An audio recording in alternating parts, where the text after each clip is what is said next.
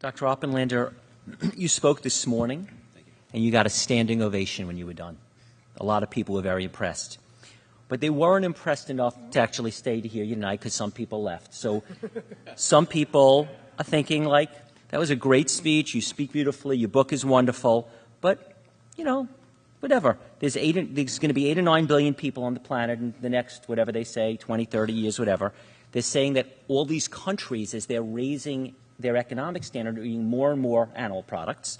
So unlike Jeffrey, who said that the tipping point's going in our favor, there's nothing to really indicate that people are about to change. So let's assume everyone says, I'm not reading that book. It's 350 pages.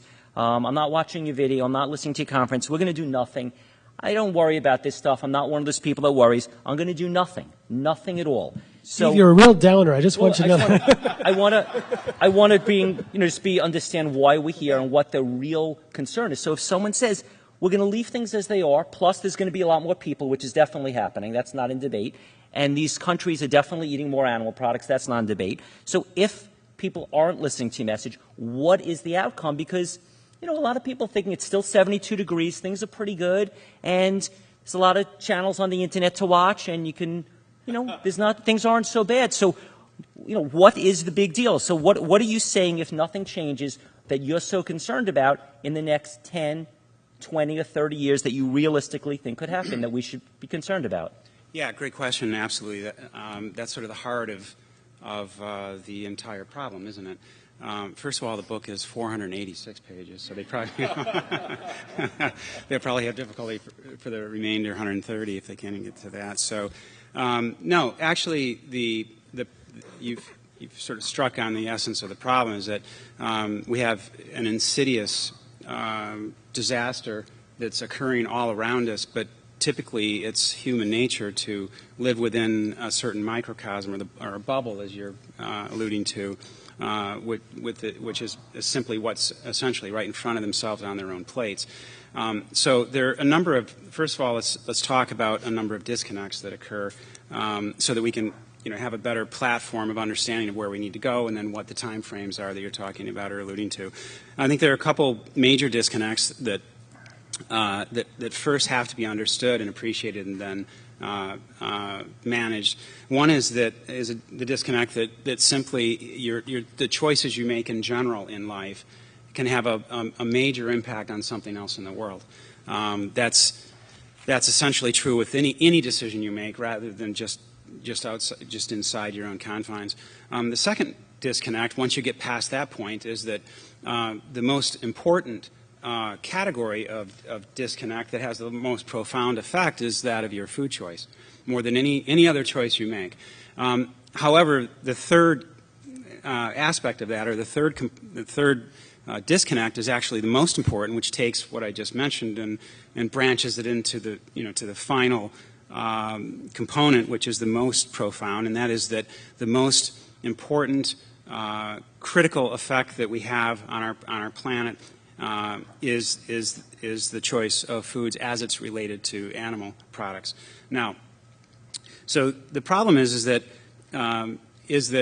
many of the tipping points that are involved in various aspects of global depletion, those categories that I spoke about earlier and that are in my book, they're already underway, and we won't really. It's human nature not to really be all that concerned about something until they stumble across it, or until it affects them themselves, or until they're forced or coerced into understanding it through economic means or some tragedy. And we're very soon going to have to most likely be involved in both of those.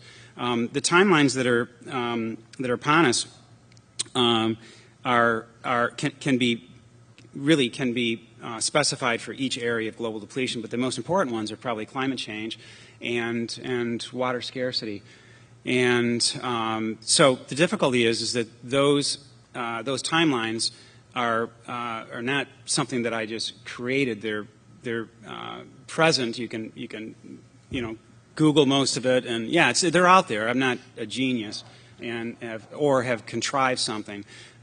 So the problem is that there are certain barriers in place various cultural influences, political influences, and economic influences, primarily cultural and economic and political, that create these veils or barriers to not only to manage the problems correctly, but most importantly to provide us with information so that it would empower us to make the right decisions on our own. So, and I think that's the most critical issue is that they're obscuring these not only information, but the timelines that are associated with it, because they're the ones that are essentially behaving in the manner that you're speaking of. They're feeling as if they can. There are many organizations and institutions and individuals that are aware of bits and pieces or components of everything that I speak about, but they just don't want to put it together correctly, and they don't want to face the. They want to take the easy way out. For instance, but let's just pick climate change. The timeline has clearly been spelled out by the International Energy Agency. It's been spelled out by the Intergovernmental Panel of Climate Change. It's spelled out every single year in our global climate change conferences, which is essentially a 2 to 3 year window of time from now to drastically reduce greenhouse gas emissions. And you can look up the percentages, but essentially from the 1990 to 1996 era of or range of greenhouse gas emissions. And we have to reduce those drastically by the year 2017, or we'll never be able to get it back. So what's happening is that they pick the easiest, I think it's the easiest target, yeah, which is fossil fuel. They can pick on that type of big business and deal with energy reduction, and they can use their baby steps and their reduction techniques and using less of some of these things, sort of steamrolling off of Al Gore's Inconvenient Truth topics. But it's very difficult for them to confront the major aspects of or the major component, which is the contribution from of greenhouse gases and climate change from eating animals and raising and harvesting and then consuming animals. So I think the timeline for climate change is the most important because that will affect it's affecting us now, and it's going to have trickling effect, and it'll have various components that are affecting agriculture and human health. Really, it's quite an umbrella of a topic, and then also with water scarcity, which is maybe not in the next 3 years, but it's occurring right now in terms of drought. Drawing of aquifers with the large percentages being drawn for, instead of just agriculture, it's being applied towards animal agriculture.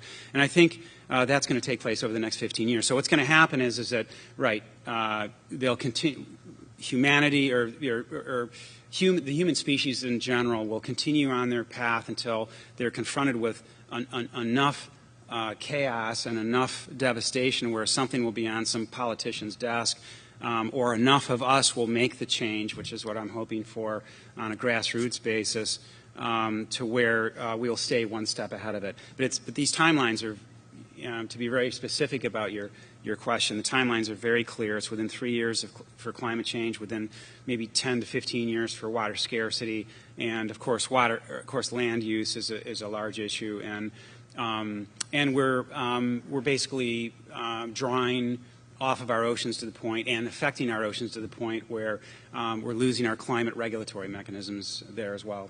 So I want to point out, though, the difficulty is not only living within these microcosms, but the fact that the information is being suppressed, mismanaged, and it's because of the habits or the cultural aspects of those with platforms that can actually make a difference. And I term it, we have to educate the educated, almost more so than we need to educate ourselves. Brian, thank you.